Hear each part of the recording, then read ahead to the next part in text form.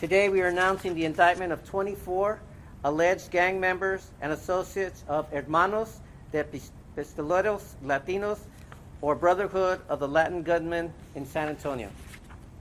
On Tuesday, our law enforcement partners at the FBI, DEA, the U.S. Marshal Service, DPS, the Bexar County Sheriff's Department, and the San Antonio PD arrested 19 of 24 defendants associated with Hermanos de Pistoleros Latinos. 5 defendants have been in custody prior to the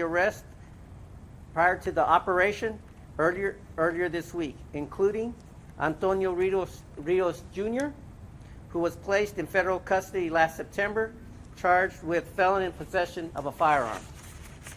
The other 4 already in custody are Vidal Morales Jr., who is in federal custody, Roland Mendoza, Carlos Bernal, and Adrian Calvillo, who are also in state custody. These 24 individuals are suspected of being members and associates of Mexican prison gang known as Hermanos de Pistoleros Latinos, a criminal organization known to be heavily involved in trafficking drugs and firearms. The defendants who were already in custody were alleged to have been and continued this conspiracy while in custody. The indictment, unsealed by the court this morning, carries a total of 24 counts, including conspiracy to possess and distribute methamphetamine, heroin, and cocaine, conspiracy to possess firearms in furtherance of drug trafficking, conspiracy to traffic firearms, and other related charges. While these 24 defendants are indicted for assortment of charges, many of them face maximum of 5 years up to the maximum sentence of life in prison. Some face 10 years to life. Others face 15 to 20 years. Further details of the case are outlined in the speaking indictment that is available and that I see in the chairs here in front of me. I want to thank our federal, state, and law enforcement partners, led by the FBI and DEA in this case, for their ongoing commitment to investigating these issues that are important to our communities, and for the commitment and the continued commitment of reducing violence and firearm and drug crimes that plague our communities.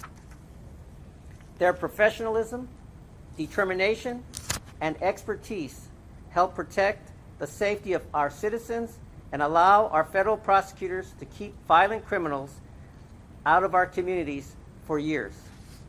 I'd also like to thank the work of our Assistant United States Attorneys, Brian Nowinski, and Fidel Esparza III. This is a large case with 24 defendants involving the collaboration of multiple agencies.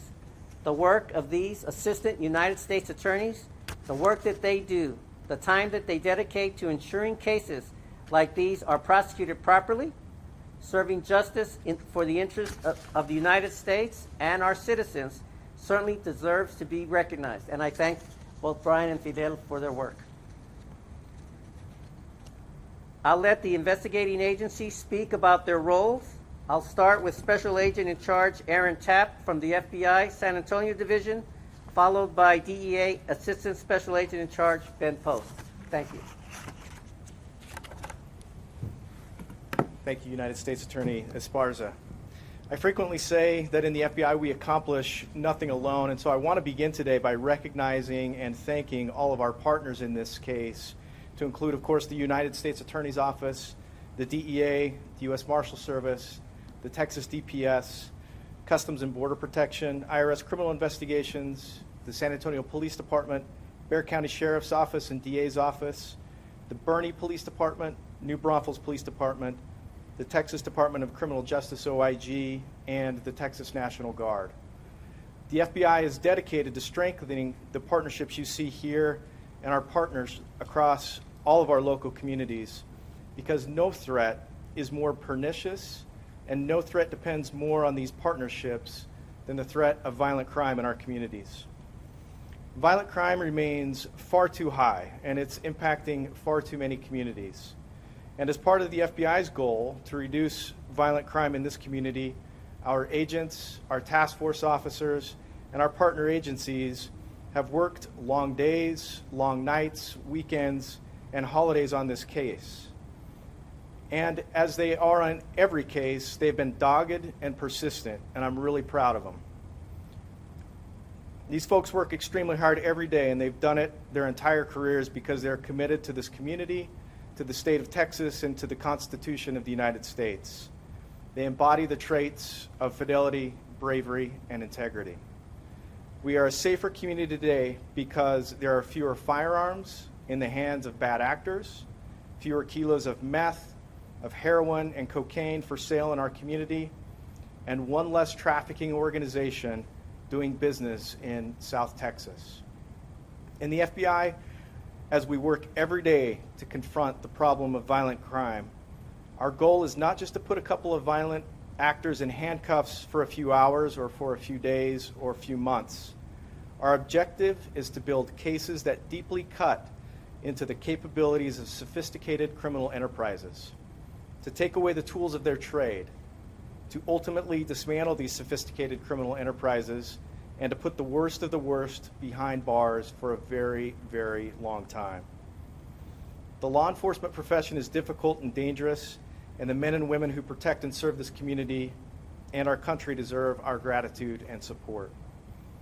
The FBI remains committed to working with our partners in whatever way we can to reduce violent crime in our communities throughout the state of Texas and across the country. And with that, I'd like to introduce DEA Assistant Special Agent in Charge, Ben Post.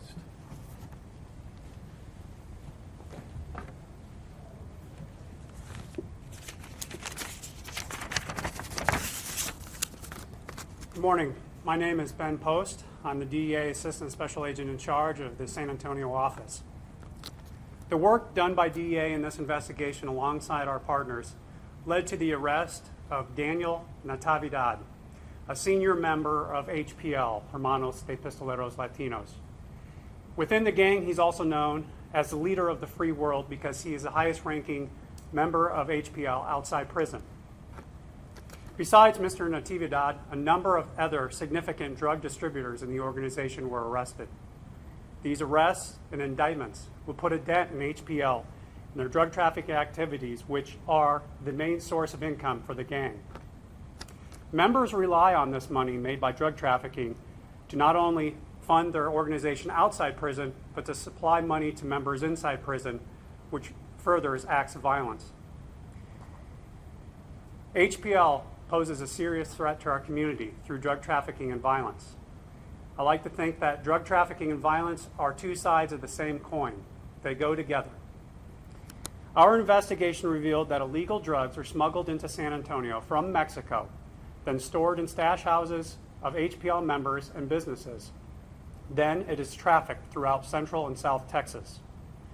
For the past 2 years, HPL has trafficked approximately 300 kilograms of illegal drugs to include methamphetamine, heroin, and cocaine. I want to stress that this was a truly cooperative investigation with all of our partners of an organization that poses a serious threat to our communities, particularly here in San Antonio. DEA is committed to continuing our work of targeting any organization that threatens our communities through the distribution of illegal drugs. At this point, I'll open up the questions for myself or any of my colleagues up here. This investigation started, how long did it last?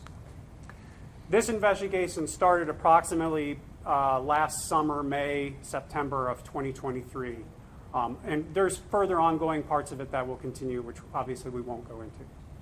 This is, Can you paint a picture for our viewers that are watching this today, the true impact of the violence that these individuals are inflicting on our streets and how that's going to change now that they're behind bars? So you got to understand with any type of organized, structured gang like this, there are two aspects of it. There's a part of the violence that occurs within the prison system, including the introduction of illegal drugs into the prison system and the violence that institutes for the prison guards and other members. Outside the prison, these organizations are very concerned about protecting their product, protecting their ability to distribute the product, and so they're always usually going heavily armed. They're procuring firearms illegally in most cases, And it's a vicious cycle where the funds from the drugs go to purchase more firearms, which results in more violence. In the history of roundups, it seems pretty large. Think of one larger in recent memory. I'll have to apologize. I'm fairly new to San Antonio at the beginning of the year, but I would say, yeah, this is a significant impact on this organization. Targeting these individuals that are outside the prison in particular, because they're the funding mechanism that includes funding to inside the prison. San Antonio has historically been, some of the locals know this well, it was Mexican mafia territory. From memory, what happened here? Is HPL moving into San Antonio? I think I'll let the FBI speak to that. Yeah, Guillermo. So there's been a history of Mexican mafia. I wouldn't say that this takedown indicates more or less activity with any other gang. This simply represents one prong of our multi-prong effort to curb violence in San Antonio. And I think, again, the goal is to disrupt not individuals and put folks in jail for a couple weeks, but to really dismantle the enterprise and the organization in a way that it has a long-term impact on the violent crime problem here in San Antonio.